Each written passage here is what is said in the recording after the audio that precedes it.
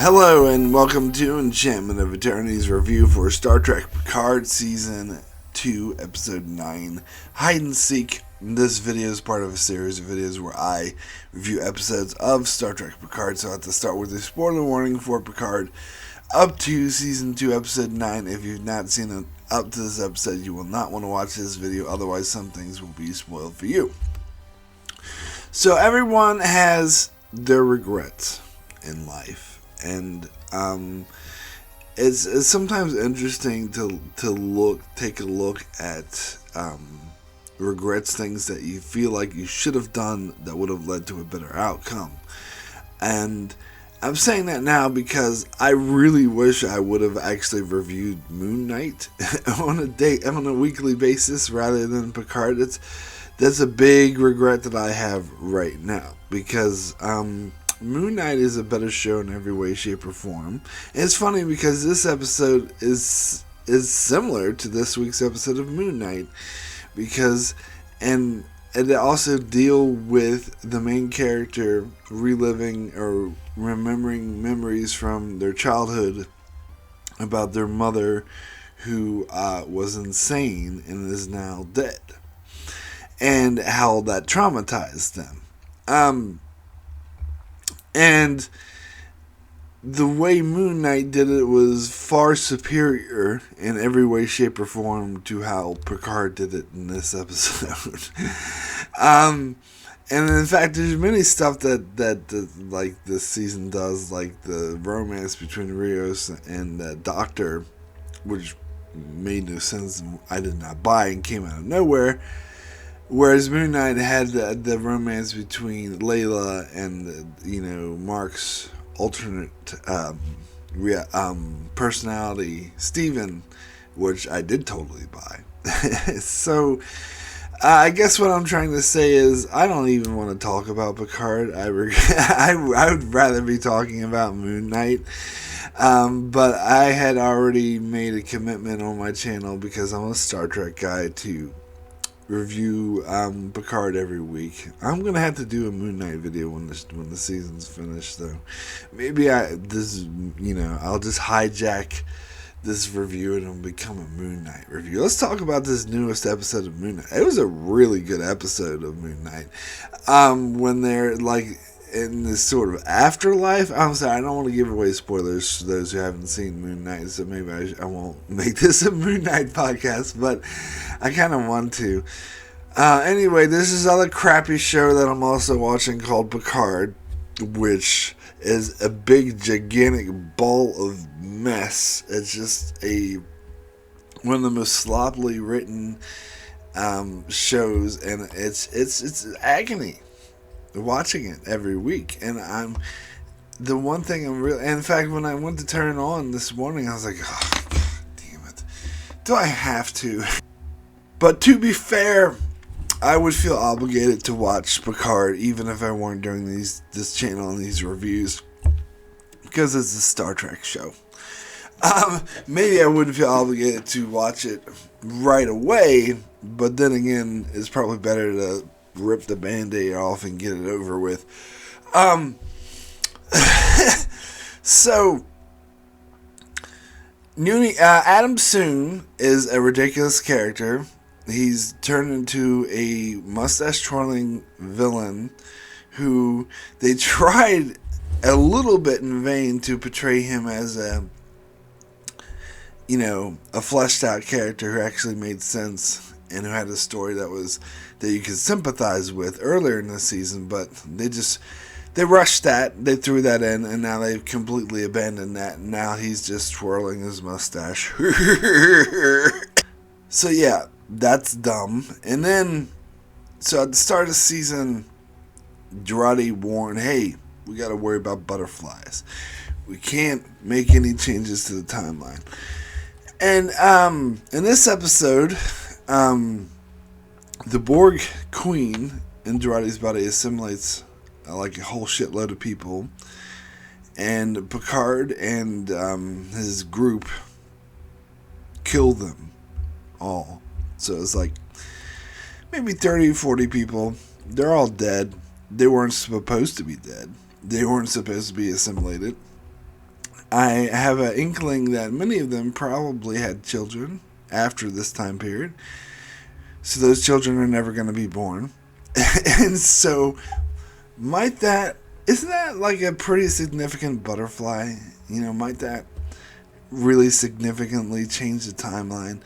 And couldn't also Girardi making the Borg like a good collective or whatever that's more cooperative in nature, traveling to the Delta Quadrant to change them in this century, wouldn't that kind of sort of alter the future as well? Now,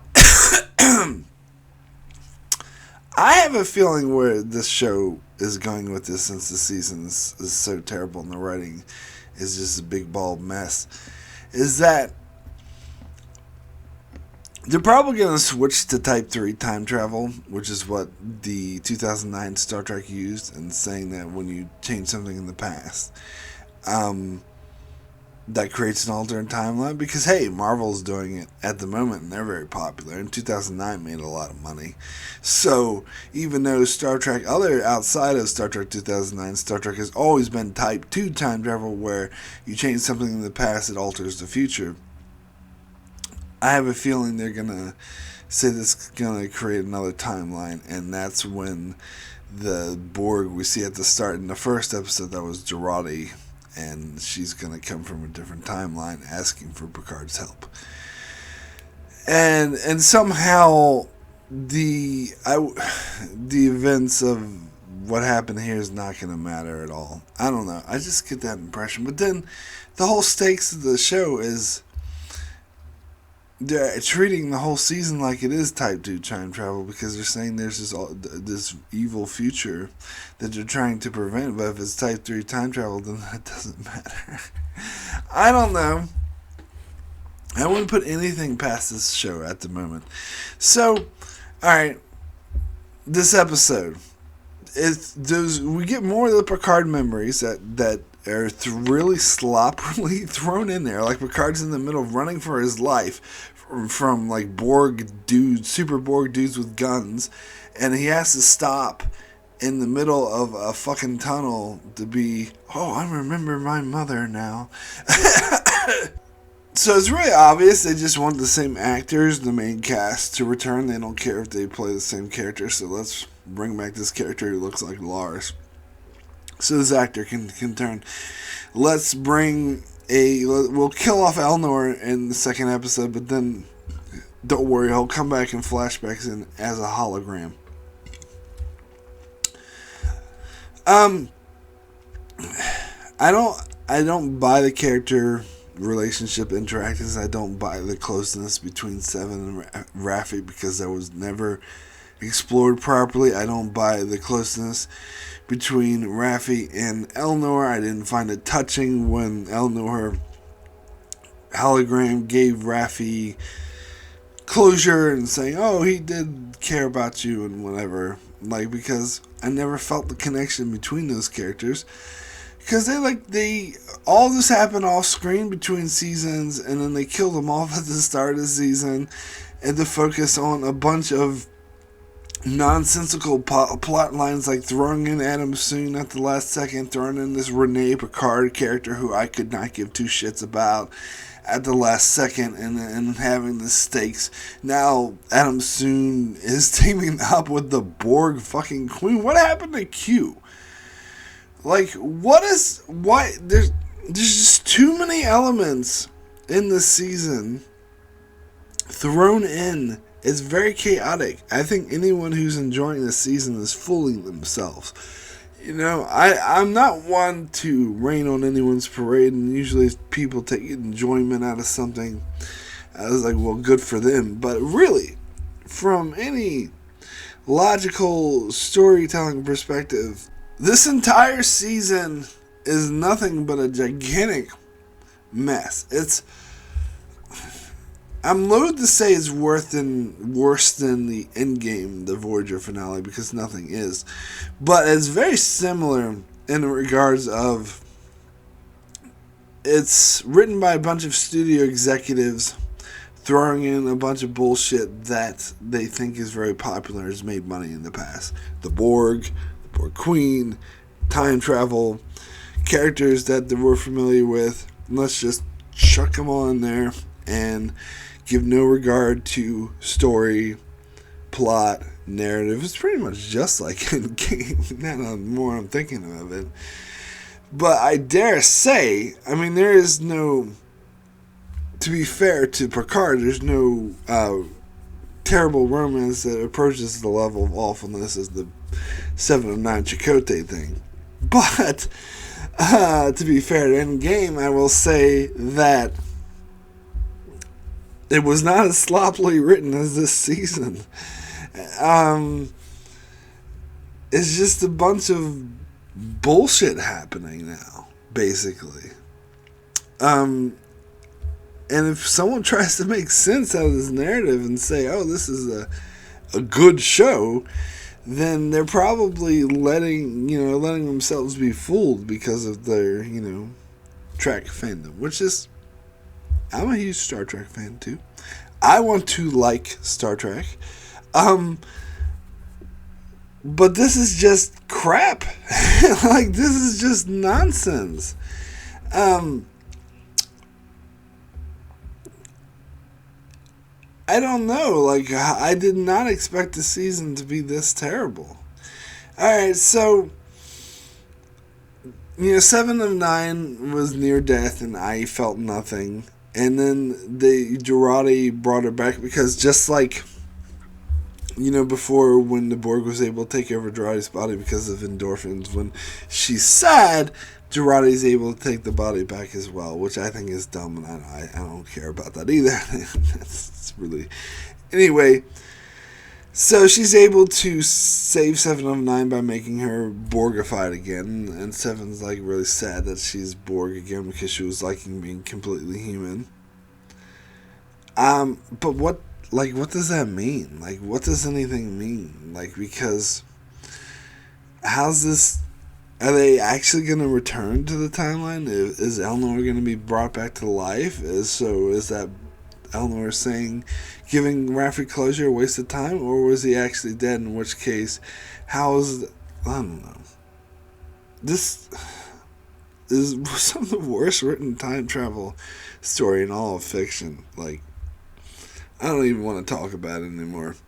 My rating for Hide and Seek out of 10 is a 1, the worst.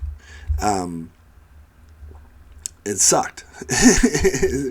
This whole thing is just stupid.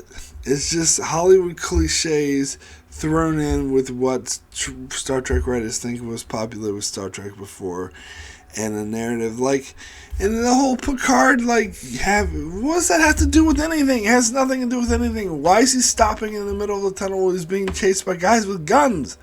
To reminisce about, I remember, this is what Moon Knight did amazingly, but done the absolute polar opposite, in the worst way possible. Anyway, that's it for my review of Picard Season 2, Episode 9. I guess I shall be back to talk about the giant dumpster fire that will never be the finale. Because there's no way. I mean, the story is, gone at this point. It's already destroyed. There's no possible way they could even salvage, a tinge of it. And it left too much for the finale. And it seems like they're setting up this thing for the next episode where, Renee has to survive and she has to die. I don't really care what the fuck that means. It's gonna lead to some stupid nonsense, and there's no way they can resolve Q's storyline in one episode. So, I'll be back next week to talk about how much that sucks as well. In the meantime, you can check out my channel for a much, much better show called Better Call Saul. If you're not watching it, I'd highly recommend it. It's an amazing show. Love reviewing it, love watching it, so you can see me more upbeat then, or talk about other Star Trek episodes. where I'm also a bit more upbeat because I like Star Trek, and this is just crap. Anyway, be sure to check out my channel, be sure to subscribe, and thanks so much for watching.